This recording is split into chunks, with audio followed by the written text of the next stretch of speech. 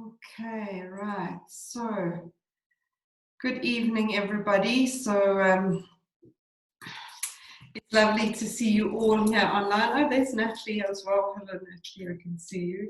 So, for tonight, welcome. We're going to be spending the next hour together. So, I'm going to be doing my best to be getting through an amazing amount of content for you in the next hour. And then I will stay on for a little bit longer at from 8 to 8:30 for anybody who has any questions. So if there's specific things you'd like to talk about, you can always hang around afterwards if you'd like to.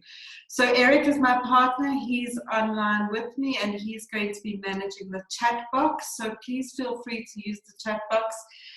Keep your microphones off, but use the chat box, and there you can reflect, share, ask questions, do whatever you would like to, and he'll manage that for me and also answer your questions and give some perspective of what we will be doing tonight. So the video is being recorded, so it will be sent out. You'll get a recording tomorrow of it, so you'll be able to have a look at it again. And there's also some tools that I'm going to make available, and I'll be sending that out to you tomorrow as well.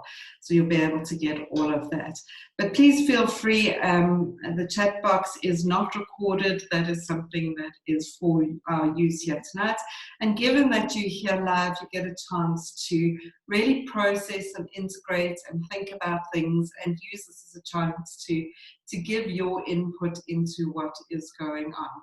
So I'm just going to share my screen and bring up the, let me just do this. I'm just going to bring up the presentation for us.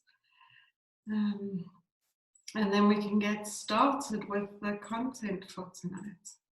Right, so according to all known sources, you should be able to see the presentation on your screen. So Eric, just let me know if that's not working for everybody, but right now we should have a presentation up for everybody and the screen should be there. Looking good, thank you. All good, thanks. All right, so we have this little thing that has happened in our world called the pandemic. And this pandemic has come along and has created a significant amount of impact for many of us, well, literally for everybody in the world. And as we're navigating this, we're sort of a couple of months in, weeks in, depending on your view of when this all started, we're starting to really come to terms and see the impact and deal with the impact that this pandemic is happening. And that happens on multiple levels. We have a physical and a practical level, and many of you may be even trying to figure it out from a spiritual perspective and trying to make up stories of what this is all about. And then it does impact on a very real level emotionally. And so I've put together this talk tonight for two reasons. Firstly, I've been working with a lot of corporate teams and leaders are trying to bring some awareness of what is happening for people at this point in time. And so this webinar is something I've been running with corporates and teams. And I decided to put it out into the world for us on a more public level because I deal with people every day talking about their experience, and I hear a lot of people just trying to find words to describe what their experience is. And also, I hear so many people dismissing their experience and minimizing it. And so my hope is tonight, as we go through this, that this talk, this information, gives you some insight and perspective and permission to experience what is going on for you through this pandemic. So I'm going to start off with talking about why is this pandemic, why does this change impact us so much more than other change that we may have experienced in our lives? It is true that many of us have been dealing with change in many ways for a long period of time. And so we think of ourselves as quite resourceful and resilient at dealing with change, and there may be a lot of truth in that for many of us. But somehow the pandemic and coronavirus and lockdown and all these new experiences we're having impacts us differently. And so I'm going to take us through 4 dynamics that makes this change different to things we would normally experience. And the first dynamic that comes forward, or the first factor that impacts us, is, did I see this coming? To what extent did I feel like I expected this to be a part of my world? And if I had sat down at the beginning of 2020 and said to you, by the way, by the time we get to June, you would be dealing with lockdown, a worldwide pandemic, homeschooling, working at home, you won't be able to go out without a mask on, all sorts of other aspects that have impacted us, most of you would have looked at me and said, really, that's never going to happen. And so we are dealing with a change that is largely unexpected. There may be a couple of people that feel like this is something I saw coming, but for most people, it's not. And so you can hear it in people's language when they say, I still can't believe it. I can't believe we're dealing with this. I can't believe this is the way it is. And this unexpected change sort of gives us a sense of fear. It means that we don't know what to trust anymore, because if I see something coming, I can start to trust things. But when something hits me from behind, then I start to have quite a high level of mistrust. The next factor is, how quickly did it happen? I was talking to a client today in a session, and he said it's like he went to sleep and the world was one way, and he woke up the next morning and the world was another way. And this is what many of us are experiencing, is that there wasn't a gradual opportunity for us to come to terms with what was going on. There was this very sudden moments, and you can look at this. The last couple of weeks will describe this for you. What has been almost a continuous impact that we have to keep coming up and dealing with, which is a different kind of factor that I'll talk about. But do we have time to get our heads around it? Is it something that we can process?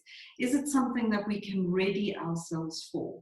And so the more sudden something is, the more shocking it is for our body. So the more numb we go into, the more numb we become as we deal with it. The third factor is, what has been the impact on my life? And if you had to take a minute right now and think about this for yourself, is, which areas of your life have been impacted by the pandemic? Most of the time when we have change, it impacts a specific, maybe 2 or 3 areas of our life, and other areas of our lives remain quite controllable. It means that we still have some sense of stability, some sense of ability to deal with it. But most people that I speak to, most people that I'm dealing with, and certainly when I look at it from my own life, there are many areas of our lives that are impacted. Our financial lives are impacted, our relationship lives are impacted, our home lives are impacted, our children's lives are impacted, our hobbies are impacted, clearly our health is impacted. So if we looked at sort of a wheel of life and started to look at all the various areas of my life, to what extent has there been sort of this impact that has taken over? And it's sometimes difficult for people to even see, where has it not impacted me? Where is my life the same as it was before? And most areas are different, so we have more of a pervasive impact of change.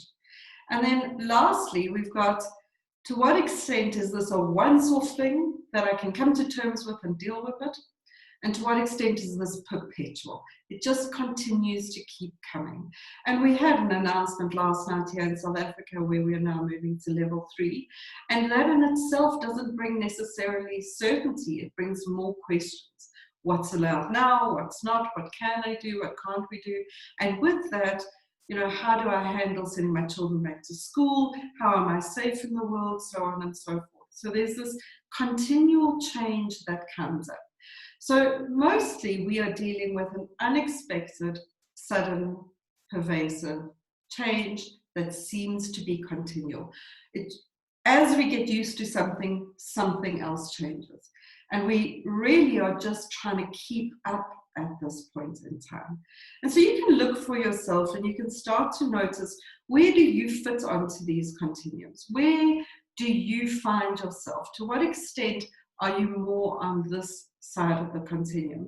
I'd hazard a guess, given that you're on this call, that you would recognize that you're more on this side of the continuum. And this, we can cluster together, is often classified into a traumatic event. It means that we need to acknowledge that there's a level of trauma. COVID-19 has been referred to as World War III. And this is not a dismissal of the way it is experienced, is that it is similar to going to war. Everything has become dangerous in a way. So many parts of our lives that were certain and safe before now feel uncertain, and we have a level of insecurity. And so we need to start acknowledging that this impact is real for many people. And as I talk through this tonight, notice for yourself what resonates and what doesn't. And there may be areas of things that I talk about where you find yourself more resourceful and that it doesn't seem to have the same impact that I'm speaking about. But please become aware that this is the truth for many people. And so whilst you might not be experiencing, it may be something people in your family, your friends, if you're a leader, people in your teams, your partners, your clients, etc., are experiencing. So noticing how this impacts each person individually is a very important thing. As I said, please feel free to mention things in the chat box, and even as we look here, you can start to notice what for you has been the most strangest impact of this change. What's been the most unexpected impact this change has had for you? And if you'd like to share that in the chat box, you're more than welcome to. So given that this change is this different and that we have so much going on for us, we need to see that this impacts us emotionally. We cannot have this level of impact and have no emotion around it. If you have absolutely no emotion around it, that's information in itself about where you are in terms of the change. So have a look at this very cute slide in front of you. That's all these emojis with their masks. And pick a number that best describes how you are feeling tonight. So it doesn't matter which one it is. There's no right, there's no wrong. And in the chat box, come and type up the number and give a reason for it. Just what word comes up for you. Are you feeling number 5 because you have an uncertainty or a question mark about life? Which one would you pick? And just come and share it with us in the chat box so we can see a sort of snapshot of where everybody is this evening. I'm going to continue talking, but please feel free to put that up in the chat box as we go through. So we get 5, 3, Natalie's 2 depressed, now 5 and 2 from Jennifer, 2 from Amy, Alex 7 and sad and concerned, exactly right. Okay, so you can start to see that there's this range of emotions. I'm not going to name everybody's, but thank you for sharing it, because it's, there goes Sandra, overwhelmed and lashing out, exactly. Exhausted, number 7, sad and bewildered. This slide, as it stands here, is a really great way for us to start engaging with the awareness that emotion is very real. We sit on this call with 40-odd people tonight, and just in this one interaction, we can start to see the range of emotions that's going on. Great loss. Oh, so many beautiful thoughts, so thank you so much. The most important thing I want you to be able to start getting from tonight, and I'll talk about this a little bit more, is that it does not matter what your experience is, it's valid. It does not matter if you're better or worse than someone else, your emotions are valid. And I hear so much of this where people are saying, well, other people are much worse and I should be grateful, and so much going on. And we need to start acknowledging the only way to actually navigate this change is by giving yourself permission to experience what you're experiencing. Emotions bring us to awareness, and I've said recently that COVID-19 for me is like an EQ masterclass. It's a masterclass in emotional resilience and the ability to learn how to navigate these emotions. And the only way we can start doing anything is to face it. And so your feelings are valid. All that you've put up there is a really valid experience and an important thing to notice.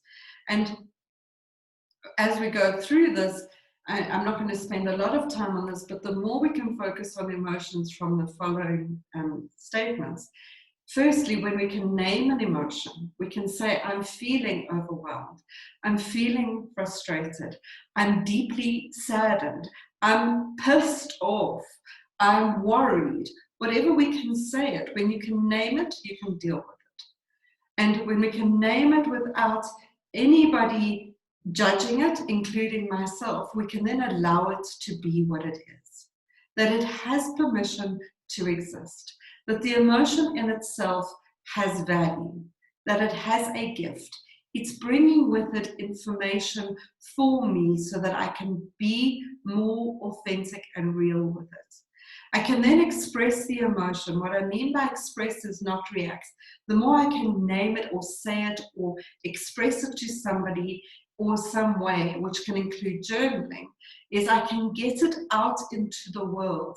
And that's a way of attending to the emotion, which is called care. When I give attention to something, I'm caring for it. And so emotions need attention. Otherwise, they fester and they grow and they take over. So when I can acknowledge it and express it and care for it, I can pay attention to it. And then I need to learn new skills on how to work with the emotion. And the thing that you've just done is develop the emotional resourcefulness of naming the emotion. Now we need to make sure you do not judge yourself or shame yourself or feel insecure about that emotion in any way, that it's okay, it's allowed to be there. And so one of the tools that you'll get from attending this webinar is an emotion tracker. And tomorrow when we send out the recording, we'll send out a PDF with this emotion tracker on it. And what it's going to give you is an opportunity for you to start naming your emotions.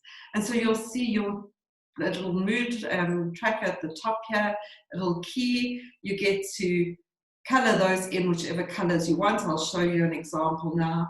And then every day, 3 times a day, is just to color in this block with whichever color represents the mood of that, and to write a short description of what is going on for you. Here is an example that you can see. So I have chosen these colors at the top here, and you can see this has been my day. This morning I was very frustrated. I was quite, in a middle state. I had a lot of housework and admin to do and was quite frustrated by that. This afternoon I was in a bit of flow. The admin was done. I was dealing with clients, and this evening's been quite an anxiety-provoking evening. I've been trying to get this webinar ready and dealing with all sorts of things. So you get a chance to name it.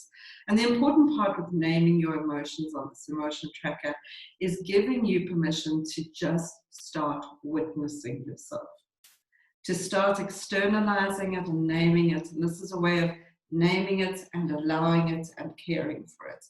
We can then go into the step of learning skills of how to handle it. And so you will get a copy of this tomorrow for yourself so that you can start to work with that and you can start to see what patterns come up for you. So I'm going the wrong way.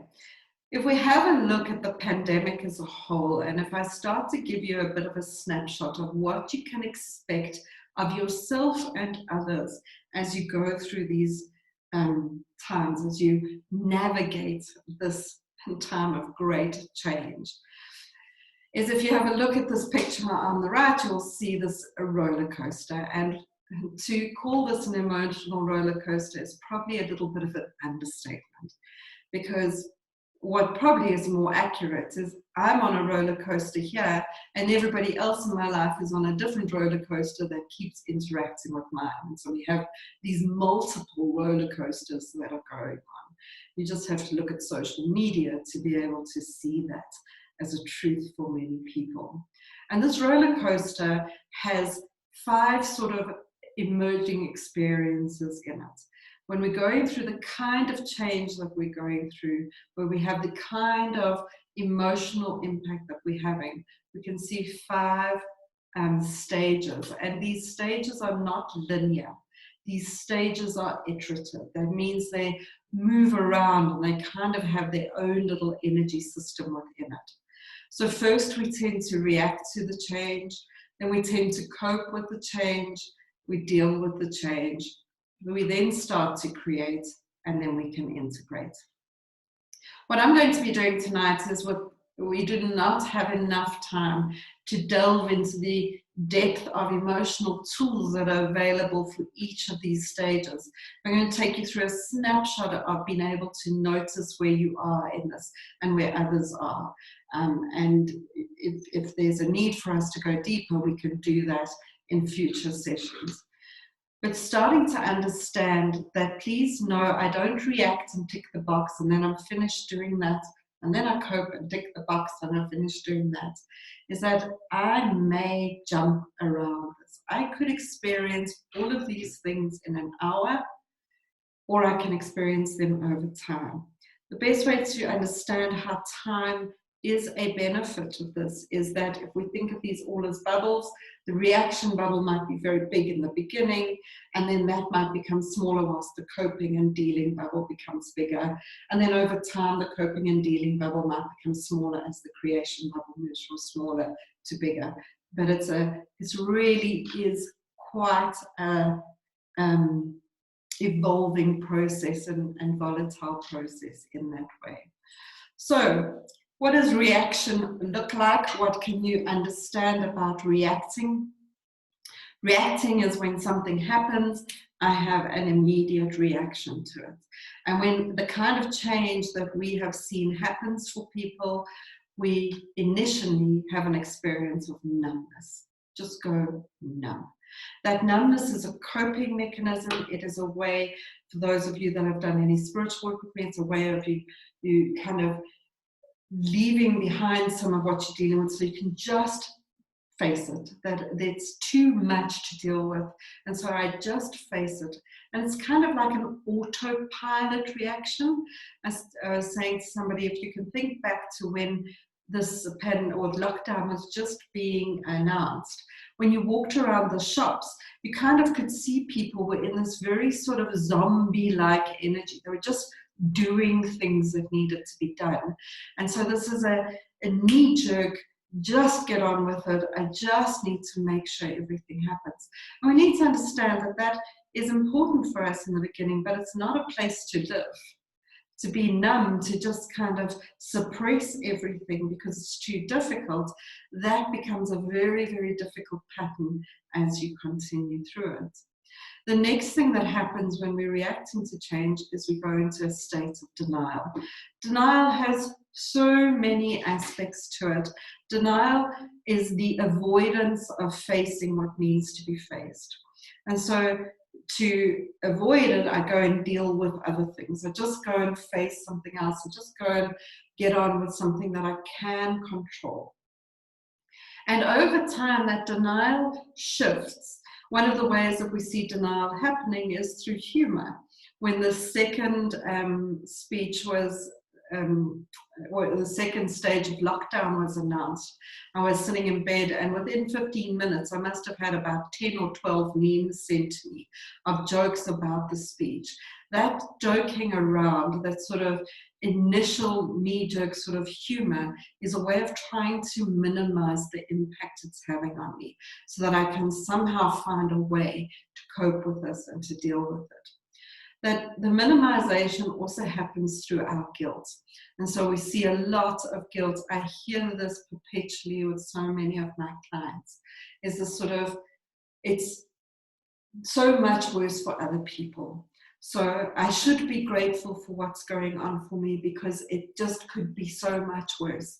And this minimizing my experience just keeps us very stuck in a reaction mode. And it means we don't find the resources to be able to move forward and to deal with it.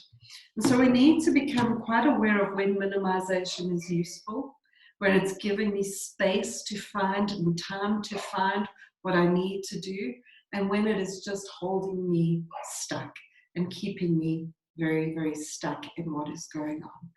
The other thing we see in the reaction mode is panic. Yeah?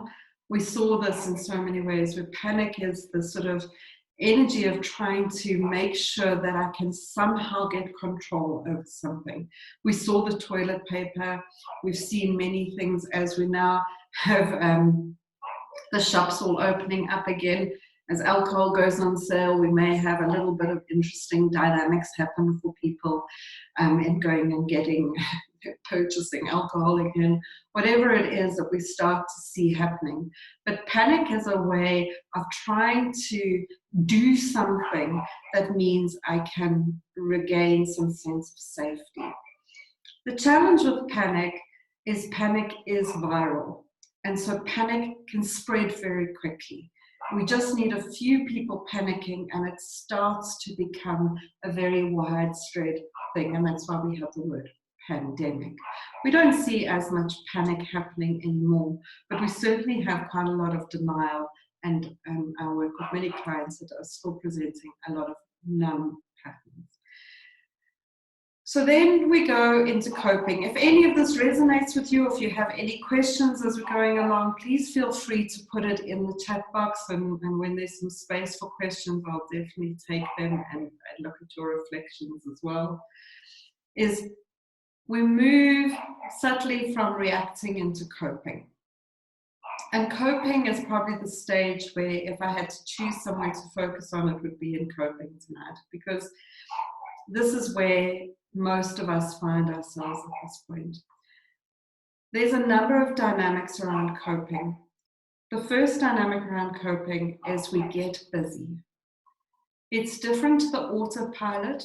This is the build a bridge and get over it kind of busy. This is like, well, it is what it is, so I must just deal with it. And it's the kind of busy that, you know, we just sort of have this sense of action.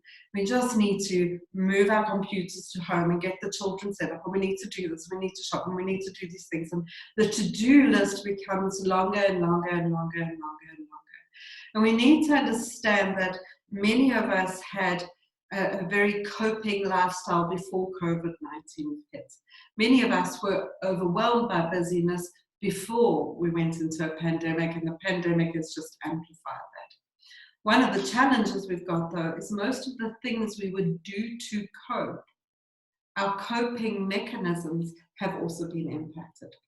Coping mechanisms can be healthy and they can be unhealthy. So healthy coping mechanisms are things we do to alleviate our stress.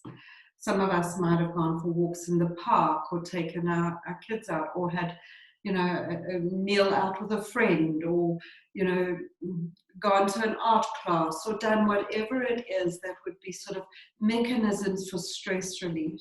We also have coping mechanisms that may have been, you know, dancing on a Friday night, or going out with friends, and we have coping mechanisms that have also been around addictions. You know, we could have gone shopping, which could have been healthy, or we could have had it as an unhealthy coping mechanism, or drinking, or whatever it is. But those coping mechanisms, be them healthy or unhealthy, have also been impacted. So that adds to the level of stress. And so we're trying to fill the void. We're trying to feel like we have some level of control. And so we just get on and we try and do so many things. And many of us have also tried to add more onto our to-do list because we feel guilty. We feel guilty that we still have a job. We feel fearful that we're going to lose our jobs. We feel like, you know, we should be grateful for what's going on. So we add on to this, to busyness and, you know, trying to multitask and do too many things. And in many ways, we don't pause, because if we pause, we have to start feeling. And we don't know what to do with the feelings, so we just fill up all the space. On top of it, we do have a level of overwhelm because we have more to do than we've ever had to do before. I have many people saying to me, I'm the busiest I've ever been. I'm busier than I was before. And the truth is that at work, those of you that are in the corporate space or at work, is all the priorities still exist. We've just added more onto it. There's been no reprioritization that has happened. But also, we're adding a lot onto our to-do list. Cooking, cleaning, homeschooling is a very big thing. We've got a level of doing all sorts of things that we wouldn't normally have had to do, considering a whole lot of things. And so the psychic load of the things we are carrying in our responsibility is higher. And again, it's amplified by a lot of the guilt. The overwhelm is also because there's an anxiety about the future. So to what extent can I actually find a level of control? And so coping is all about trying to get into control. And there's some very unhealthy habits that many of us have to trying to deal with this. If we have a look at anxiety, I saw an amazing article the other day that Eric sent to me, I think it's in Huffington Post, which is about different ways that people are showing their anxieties presenting themselves. So we have it on a physical level, which is sleep and changes in eating patterns and sex drives and all those sorts of things. And it doesn't mean it's impacted one way or the other, it's changing, it's impacted. And we also see people that are getting very OCD. They're wanting to do a lot more things and have control. I must clean this cupboard, sort this out, go shopping, do these things. And then wanting to learn new sort of hobbies and learn a new skill and do new things. These are all aspects of anxiety and behaviors that operate from anxiety as well. And that overwhelm is also then one of trying to please many people. And so we see sort of things that we need to do in the coping mechanisms. We need to interrupt the patterns. We need to interrupt the things that we're doing in hyperdrive from an adrenaline perspective and interrupt it so we can find another way. And to interrupt a coping mechanism requires quite a lot of insight, and it needs quite a lot of support from others.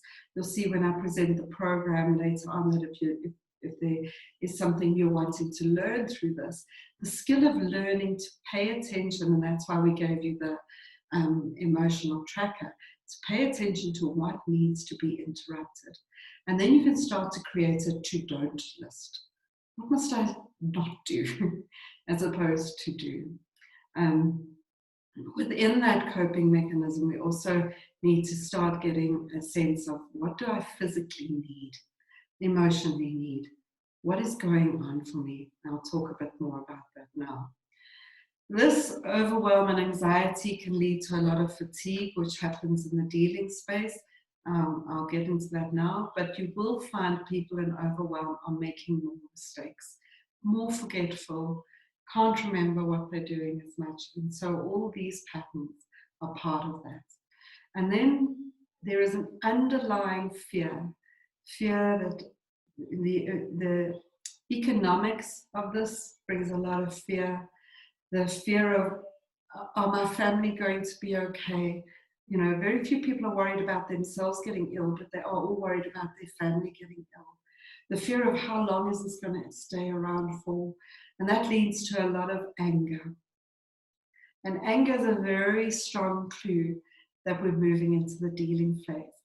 But an unhealthy way to deal with the anger is to start projecting it, blaming it, and trying to find someone to blame for what is going on in my life. And that's a very strong clue of where anger needs to be redirected into facing what we call the next stage, which is dealing with it. And the stage that anger leads into is grief. If we can redirect the anger away from blame, we can start to deal with the overwhelming anxiety. We can face the tiredness that exists within us, and then we can start to process the grief. Now, most people don't want to go here. seems easier to be in coping than it feels to be in dealing. So the ability to step into the dealing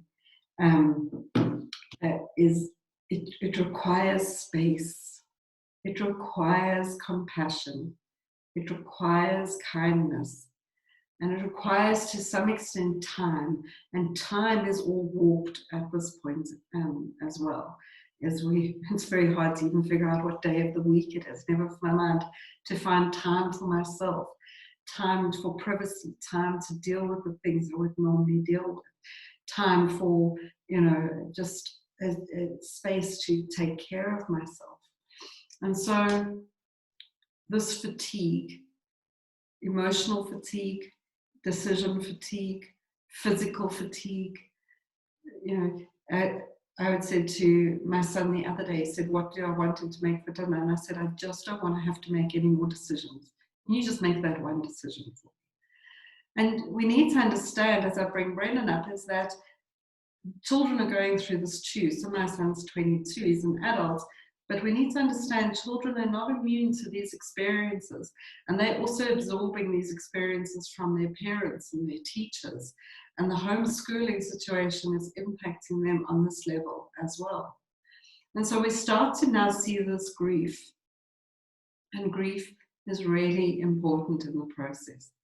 The sadness and depression, that means that we are facing the loss. And this is the time, dealing with it is where we sit back and we start to see life is not about going back to normal. This is a before and after kind of experience for many of us. That there's life before COVID-19, there's life as it is now, and there may well be a different kind of life in the future. But at this point, we're facing the sadness of the life that I've lost, the life that is no longer. And those of you that are leaders, those of you that have teams of people, it's really important that we start understanding that people need space to grieve what is no longer. And we see a couple of things in this. We see people talking about, I miss, I long for, I wish, yeah? And that I miss and I long for and I wish are important conversations that should not be minimized. Often when people are bringing this up, somebody goes, yeah, but we should be grateful that we still have a job. We should be grateful that it could be worse. Or, everybody's going through it and it's not something personal. And, all those sorts of things, it stops that conversation and squashes it. And it means it goes underground. And when it goes underground, it festers. And this becomes the post-traumatic pain that exists for many of us. So space to grieve. If somebody says to you, I miss this, all you need to do is say, I know, tell me more. And let them talk about it. Let them express it. Because grief does not last. It's like waves in an ocean. It's going to move. But we need to let it have space. Let it have airtime. Let it move through. And at the same time, as we start to focus on what we're missing, and we give space for that, we start to explore what is new. And that's where the world of possibility, we start to see that there may be some gifts in this. So some of you might have been listening to this talk and going like, oh, where's the upside? I mean, I have seen the benefit of being at home with my children, or I've seen the benefit of being able to cook new meals or do new things. And all of that's amazing. You can do all of those sorts of things. And that's the possibility. That with that possibility, you get sort of an opportunity to start saying, oh, well, there is a gift in this. There is opportunity in this. But these two things, I miss, I long for, or look what I can, look what we get to do. They're like a playing out of things, and it's an exploration. And there can be procrastination here. I can sit not knowing what to do. I just have to process it all and allow it to be. And so Taryn, most of you, yeah? So I have a question. I don't know if this is useful. So you've talked about the importance of feeling the feelings that we've got.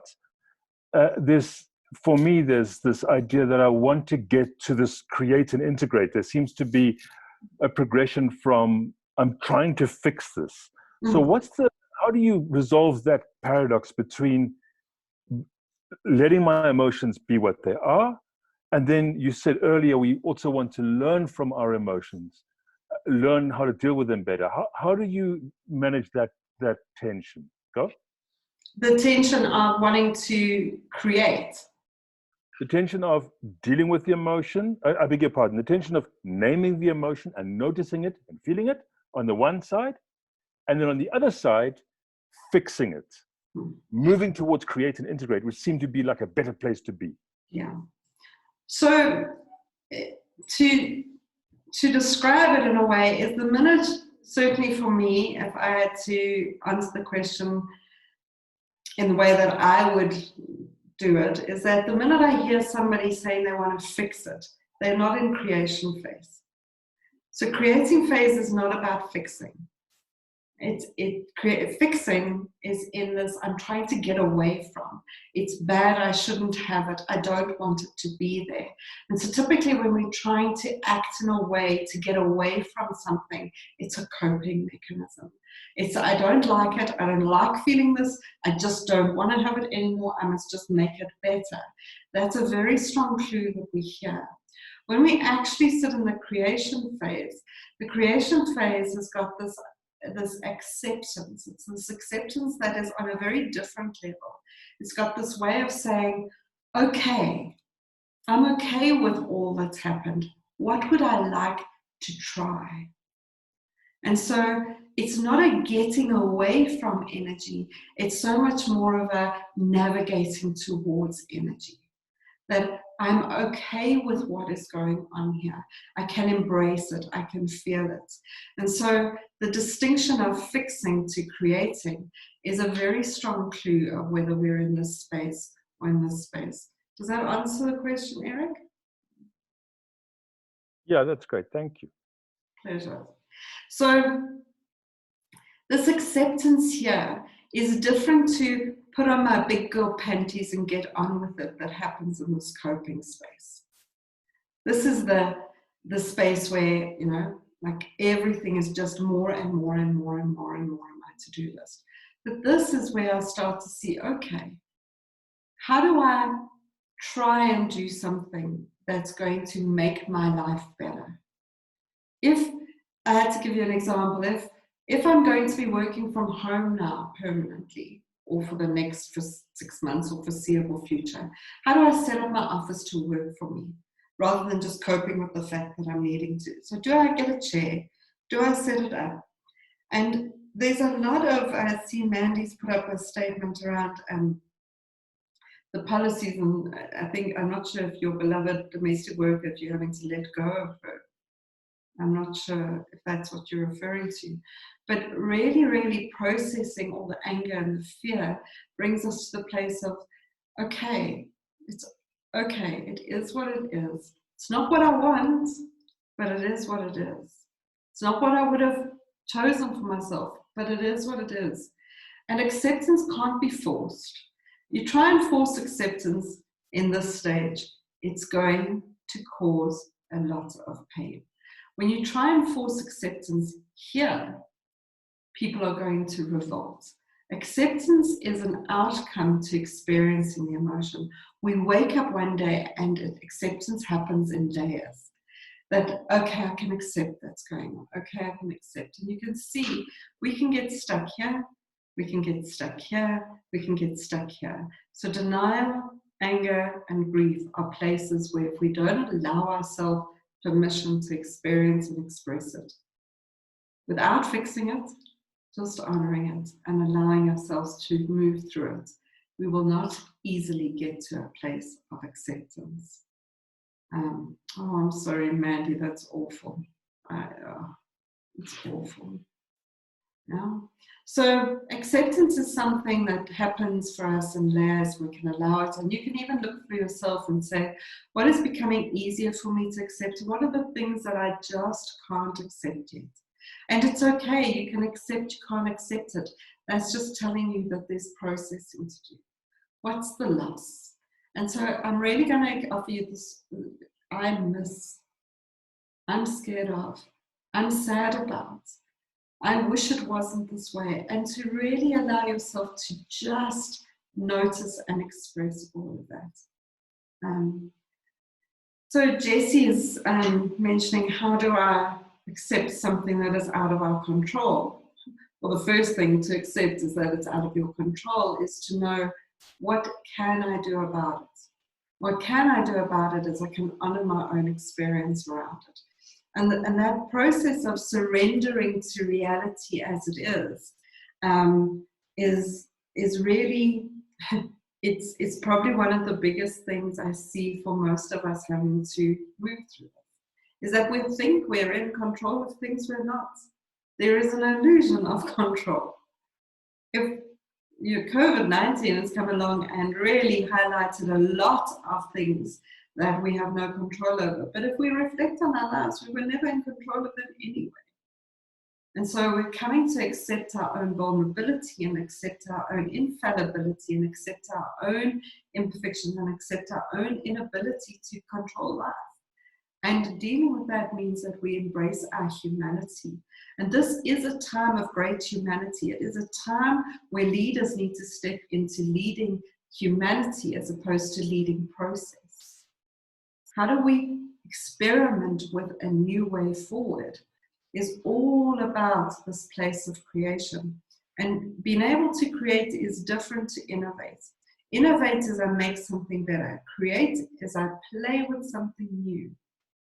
And what I'm seeing a lot happening, particularly in organizations, and there's so many examples of this, so we can work through some of the practical stuff for individuals, is that when I start feeling this grief and the depression that something's lost, I try and make it happen again. So I do this copy-paste kind of thing. What I did in the past, I want to do now, because if I can do it now, I'll feel better. But the truth is you don't, because it's not the same.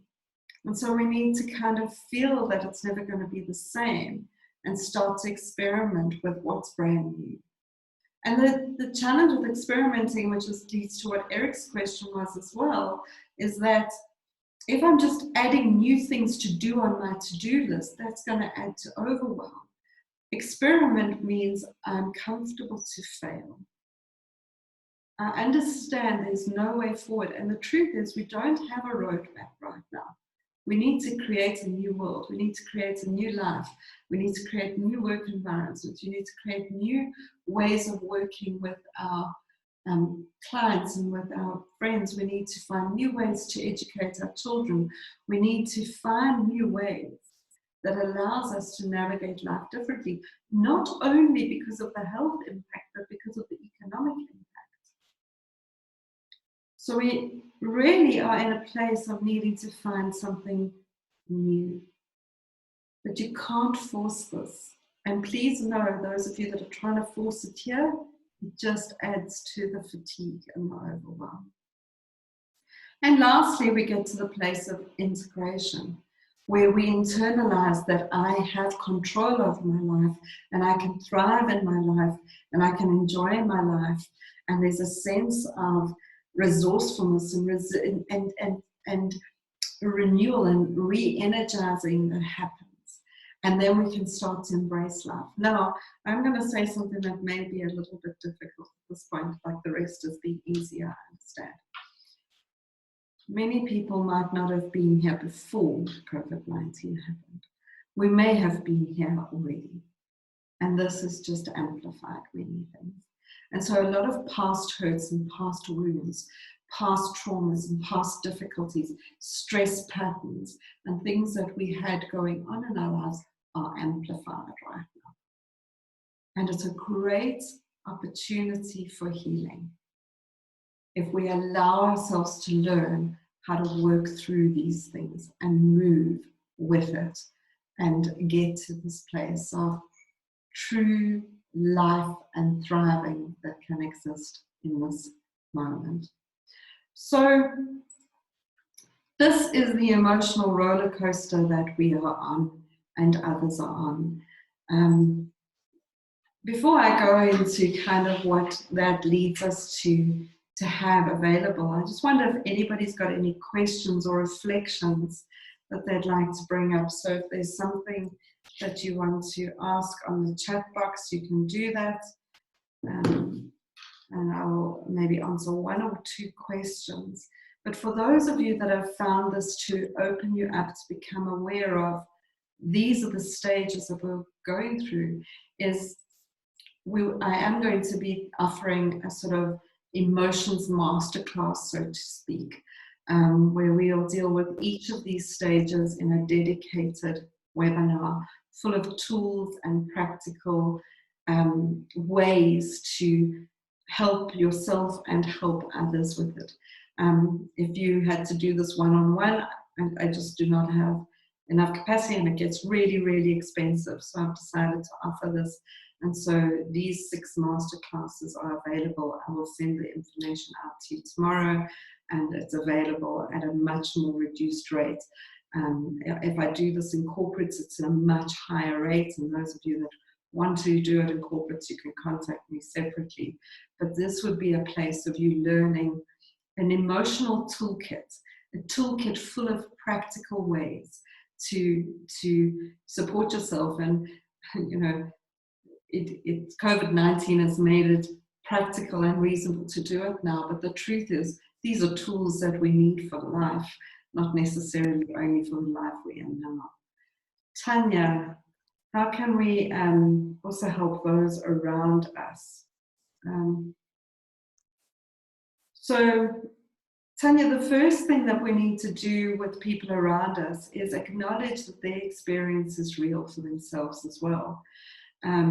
The challenge we've got is when we try and make things better for people, we try and take away the emotion from them.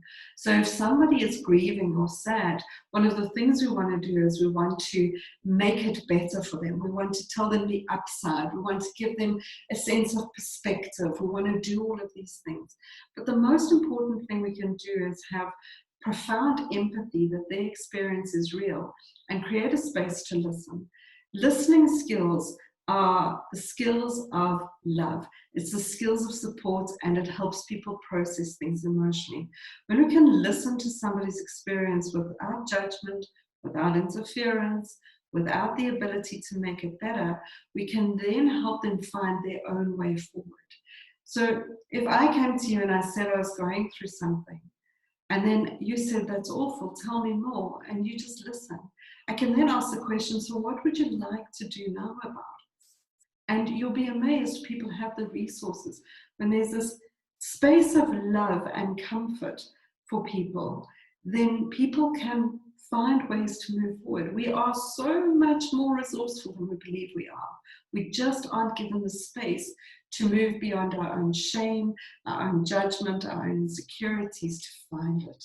And so when you can be a vessel of support for others, people will find their way forward.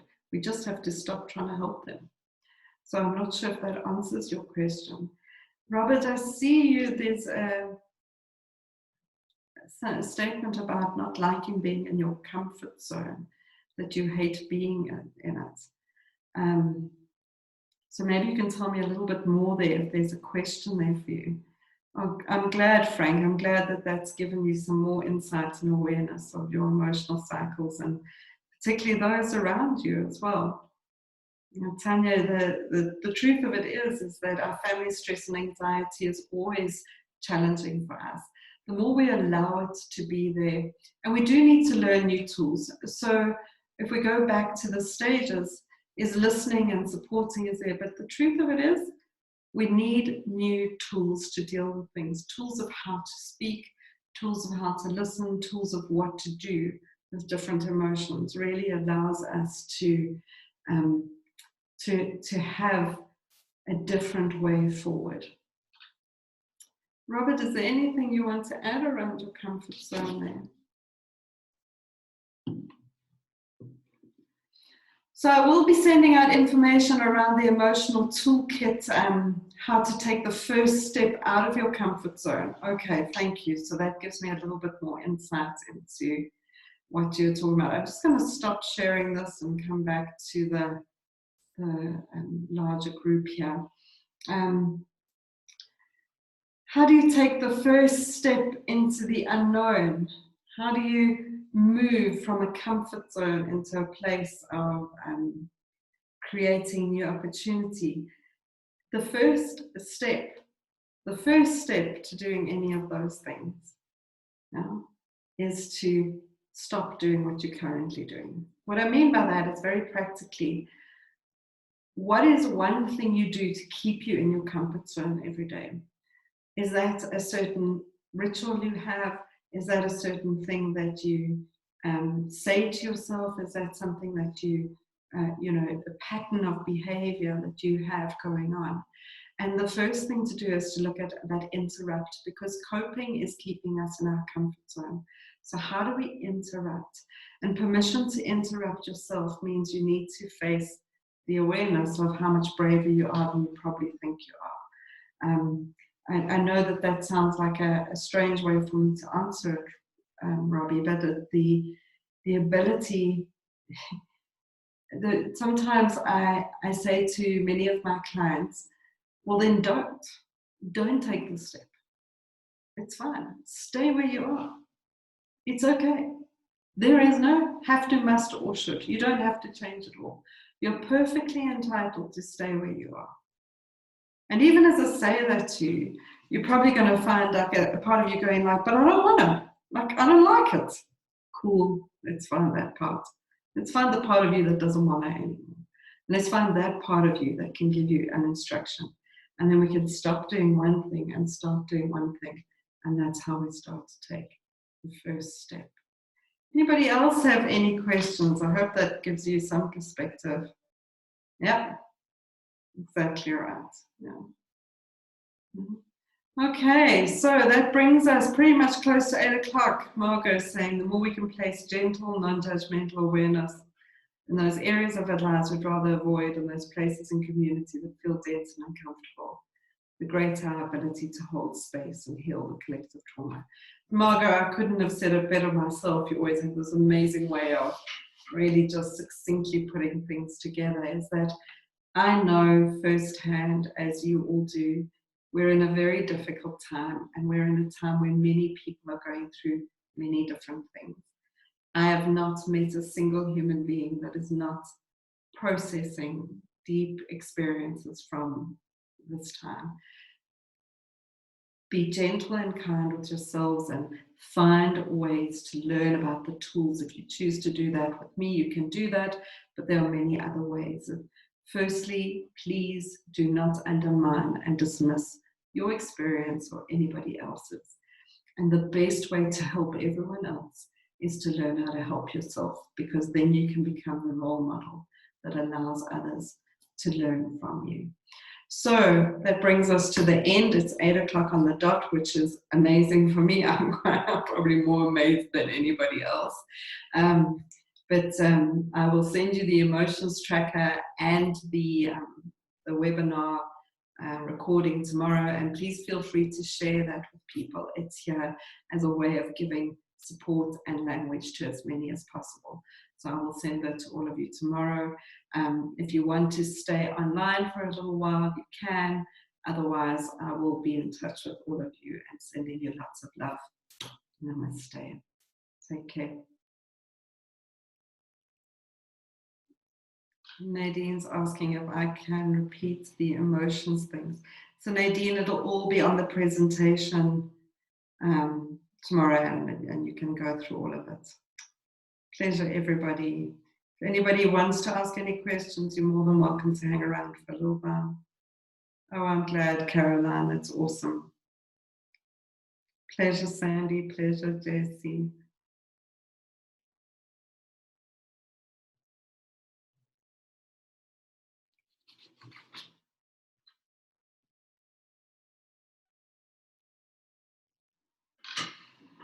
Right.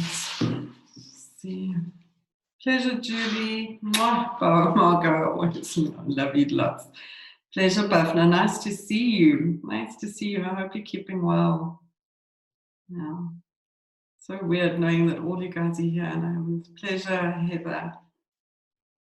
Ah, I'm glad, Sune. Welcome. Glad you were here.